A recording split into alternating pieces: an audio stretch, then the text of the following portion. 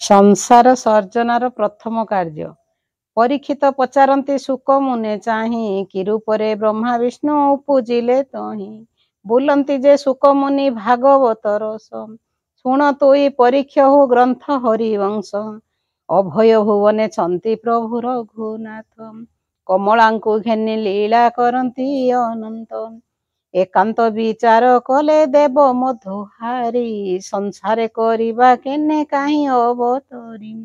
कमलांक संगे प्रभु करिबारु रति ताहांक देहरु स्वाद गलिला तड़ती।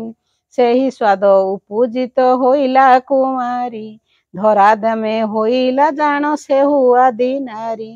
ताहाकु चाहिण प्रभु बोलंती उत्तर केतुबा बोलिण नाम होइब तोहर।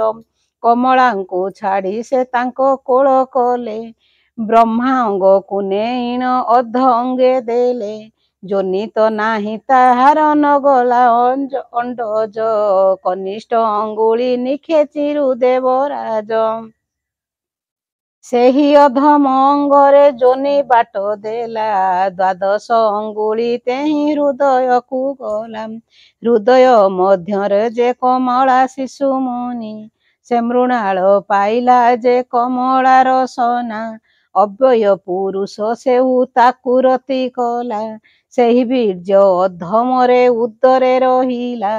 सात मनु अंतरे केतुका प्रसविला गोटिए पद्म कुसुम प्रसव से कला।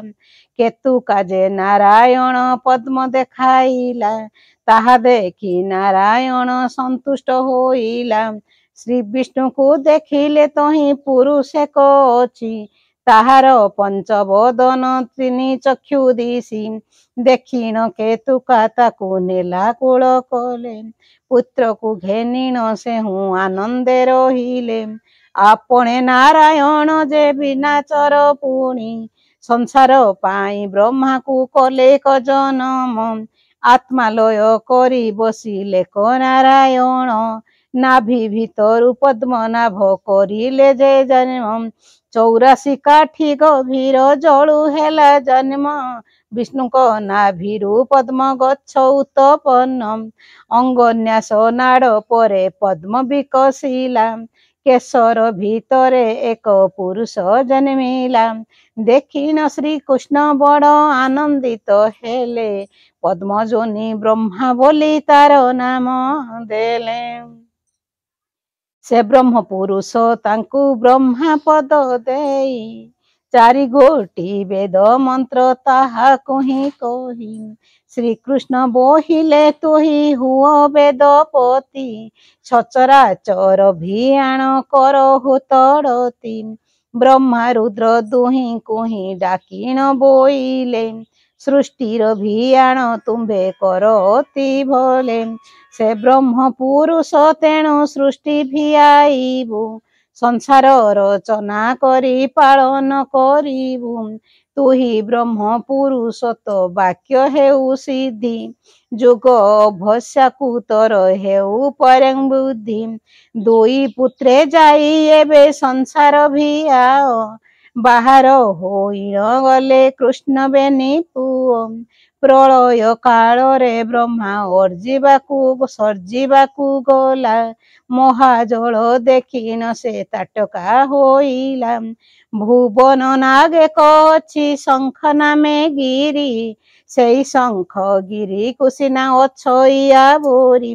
शंख निधि नामे गिरी बर तही अछि लक्षेक योजन जाए से गिरी दिशुछि।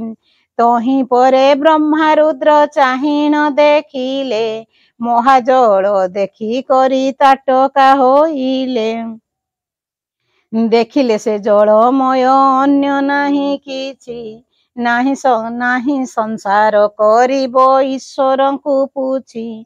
ईश्वर बोइले चाल विष्णु को पूछिबा ସଂସାର କେଉଁ ସ୍ଥାନରେ ଆମ୍ଭେ ଭିଆଇବା। ଏହା ବୋଲି ଜାନ୍ତେ ସେ ବାଟେ ନ ପାଇଲେ। ତାଟକା ହୋଇଣ ପୁଣି ହରିକୁ ଚିନ୍ତିଲେ। ଜୟ ଜୟ ଜଗନ୍ନାଥ ଅଟ ଆଦି ମୂଳ। ତୁହି ସିନା ନିଜ ଅଟେ ସଂସାରର ଠୁଳ। ସଂସାର ସର୍ଜନା କରି ନ ପାରିଲୁ ଆମ୍ଭେ। ଦୟା ବହି ଆଜ୍ଞା ଦିଅନ୍ତୁ ଭାବଗ୍ରାହୀ ଏବେ। ନିରାକାର ବ୍ରହ୍ମ ଜାଣି ବ୍ରହ୍ମା ଶିବ ଚିତ। ଦେହରୁ ପୁରୁଷ ଏକ କଲେ ଏକ ସମ୍ଭୂତ। ଶଙ୍ଖ ଚକ୍ର ଚତୁର୍ଭୁଜ ନାମ ଦେଲେ ପୁଣ। କୁମ୍ଭର ଗରୁଡ଼ ରାଇ ବୋଇଲେ ବଚନ। ଭିଆ ଓ ସଂସାର ତୁମ୍ଭେ ବ୍ରହ୍ମାକୁ ଘେନିଣ। ନାରାୟଣ ପୁରୁଷ ଯେ ଗରୁଡ଼ ବାହନ। ବ୍ରହ୍ମାକୁ ଜାଇଣ ସେହି ହେଲେ ପରସନ। ତେଣୁ କରି ସୃଷ୍ଟି ସେହି କଲେ କଭିଆଣ। ଦେଖି କରି ବ୍ରହ୍ମା ତାଙ୍କୁ ପ୍ରଣାମ ଯେ କଲା। ଅନେକ ବିନୟ କରି ବଚନ ବୋଇଲା।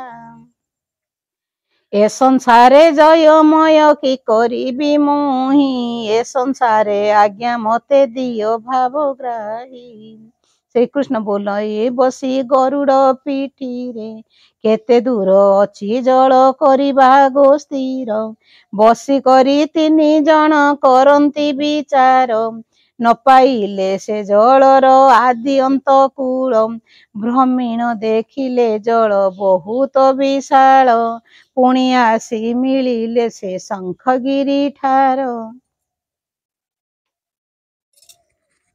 ସ୍ଥଳ ନ ପାଇଣ ସେ ହୋଇଲେ ନିରାଶ। ମନରେ ଚିନ୍ତିତ ହେଲେ ଆପେ ପିତବାସ। ଆଦି ବ୍ରହ୍ମ ପୁରୁଷ ଯେ ଶ୍ରବଣ ମୂଳରୁ।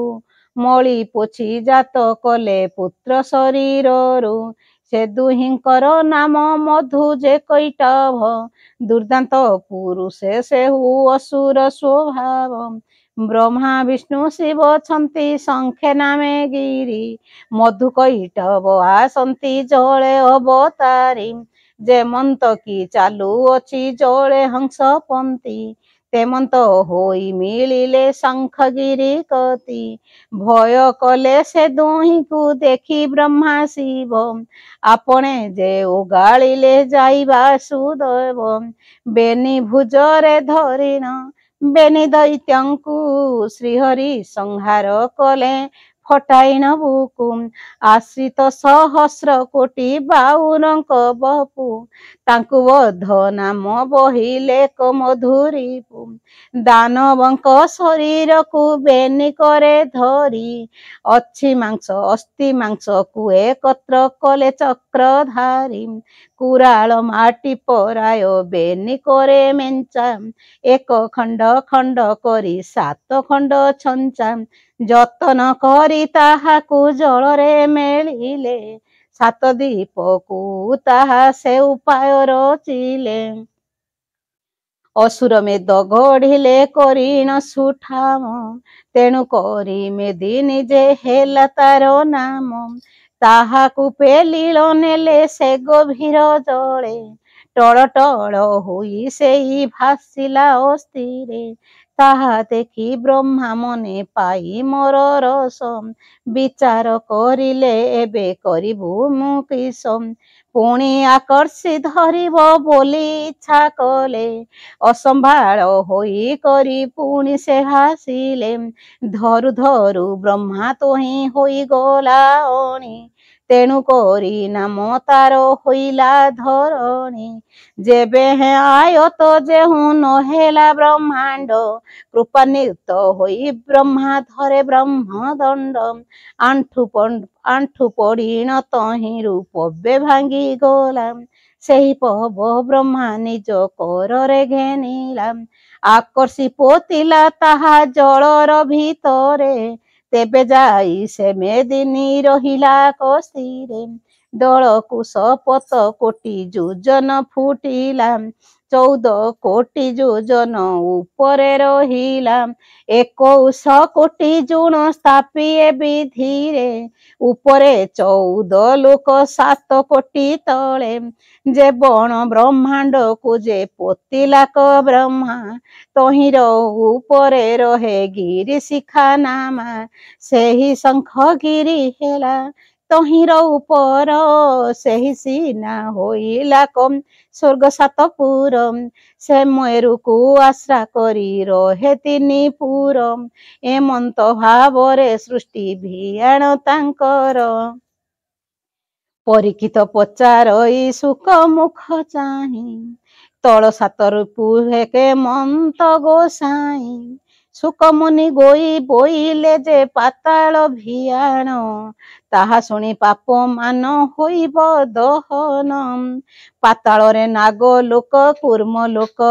କଲେ ମୀନ ଯେ ମଣ୍ଡୁଳ ଲୋକ ଅଛନ୍ତି ପାତାଳେ ଅନନ୍ତ ସର୍ପ ଅଚଇ ତାହାକୁ ହିଁ ବହି ନାରାୟଣ ରୂପ ଏକ ତାକୁ ଦେଇ ଛଇଁ ତହିଁର ତଳରେ ଅଛି ଭୁବନ ଉପମା ସଞ୍ଚିତ ନିର୍ମଳ ବୋଲି ଅଟେ ତାର ନାମ 3 କୋଟି ଯୋଜନ ଯେ ଅଟେ ସେହି ସ୍ଥଳୀ ସେ ପୁର ଧରି ଅଛନ୍ତି ସେ ମହାବଳୀ ଶରୀରରୁ ଜାତ ତାକୁ କଲେ ବନମାଳୀ ତେଣୁ ସେହି ପାତାଳରେ ହେଲା ମହାବଳୀ ତାହାକୁ ବୋଇଲେ ହେଉ ବାସୁକି ତୋ ନାମ ବୋଇଲେ ମହିଧର ତୁ ନାଗଙ୍କ ଉତ୍ତମ ଏହିପରି ବାସୁକୀକୁ କଲେ ନାରାୟଣ ତହିଁ ବାସୁକୀ ମହିକୁ କଲାକ ଧାରଣ ତହିଁ ତଳ ପରେ ଯେ ଅଛନ୍ତି ଶୁଦ୍ଧ ଜାତି 5 କୋଟି ଯୋଜନ ତା ଅଟେ ଦୀର୍ଘ ପ୍ରତି ସୁତଳ ବୋଲି କରିଣ ଅଟେ ତାର ନାମ ନିର୍ମଳ ଭୁବନ ସେହି ଅତ୍ୟନ୍ତ ଉତ୍ତମ ଅନନ୍ତ ନାଗ ଶିଖରେ ସେ ପୂରବ ହୋଇ ନାରାୟଣ ରୂପ ଏକ ତାକୁଛନ୍ତି ଦେହି ତହିଁ ତଳରେ ପୂରେକ ଅଟେ ଶୂନ୍ୟମୟ 7 କୋଟି ଯୋଜନା ତା ଦୀର୍ଘ ପ୍ରତିଥୟ ପୁଷ୍ପକ ପାଳକ ବୋଲି ପୂରେକ ନିର୍ମାଣ ମଣ୍ଡିକୁ ରୂପେ ଧରଣୀ ସାଜେ ନାରାୟଣ ତହିଁର ତଳ ପୁରଟି ଏମନ୍ତ ନିର୍ମାଣ 11 କୋଟି ଯୋଜନ ତାର ଆୟତେନ ଇନ୍ଦ୍ର ପାତାଳ ବୋଲିଣ ଅଟେ ସେହି ଭୂମି ତାହାକୁ ଧଇଲେ କୁର୍ମ ରୂପେ ଦେବ ସ୍ୱାମୀ ତହିଁ ତଳ ପୂରକ କଲେଟି ରଚନ 13 କୋଟି ଯୋଜନ ଯେ ତାର ଆୟତନ ସୁତଳ ବୋଲିଣ ଅଟେ ସେ ପୁରଟି ସିଦ୍ଧି କୋଟା କୋଟ ରୂପେ ତହିଁ ବହେ ଗୁଣ ନିଧି ତହିଁର ତଳ ପୁରକୁ ଗଲେ ହେମ ପ୍ରଭା ଚନ୍ଦ୍ର କିରଣ ପରାୟ ଅଟେ ହେମ ଆଭା ବ୍ରହ୍ମ ଜାତି ହୀରାରେ ତା କଲେ ଉତ୍ତପତି 15 କୋଟି ଯୋଜନ ଅଟେ ଦୀର୍ଘ ପ୍ରତି ଆପଣ ନାରାୟଣ ଯେ ନିରଞ୍ଜନ ହୋଇ ପିଠିର ଉପରେ ସବୁ ଅଛନ୍ତି ରଖାଇ ତହିଁ ତଳେ ବିରାଜିତ ଅଛି ବେଳାଳ ବେଲି 17 କୋଟି ଯୋଜନ ଅଟେ ମହିସ୍ଥଳୀ ପାତାଳ ବୈକୁଣ୍ଠ ବୋଲି କଲେ ସେହି ପୁରୀ ନିରାକାର ରୂପେ ତହିଁ ବିଜେ କଲେ ହରି ଅମୂଲ୍ୟ ଅଷ୍ଟରତ୍ନରେ ସେ ପୁର ନିର୍ମାଣ ସେ ପୁର ଧରି ଅଛନ୍ତି ନିରାକାର ବ୍ରହ୍ମ ଶପଥ ଲୋକରେ ହରି ଅଛନ୍ତି ରହି ସେଠାରେ ତଳକୁ ଆଉ ସ୍ଥଳ କୂଳ ନାହିଁ ନିର୍ମଳ ଜଳ ମାତ୍ରା ଆବରିଛି ଏକା ଦେବଦାନବ ମାନବ ସେଥି ନାହିଁ ଦେଖା ଶୁଣ ହେ ପରୀକ୍ଷ ଦେବ ଯୁକ୍ତ ସୁକ ମୁନି ଏ ହରିବଂଶ ପୁରାଣ ଅମୃତକୁ ଜିଣି ଧର୍ମ ଅର୍ଥ କାମ ମୁଖ୍ୟ ଅଟଇ ଦାୟକ ସକଳ କରିଣ ଶୁଣ ହରିବଂଶ ଏକ ଅପୁତ୍ରିକ ପୁତ୍ର ଦାନ ହୋଇବ ନିଶ୍ଚିନ୍ତ ଗ୍ରହ ଦୋଷ ମାନ ସବୁ ହୋଇବ ଖଣ୍ଡିତ ଶ୍ରୀହରିଙ୍କ ନାମ ଗୋଟି ଅଟେ ମହାରସ ଶ୍ରୀହରି ଚରଣ ଆଶ୍ରିତ ନାରାୟଣ ଦାସ ହରି ବୋଲ।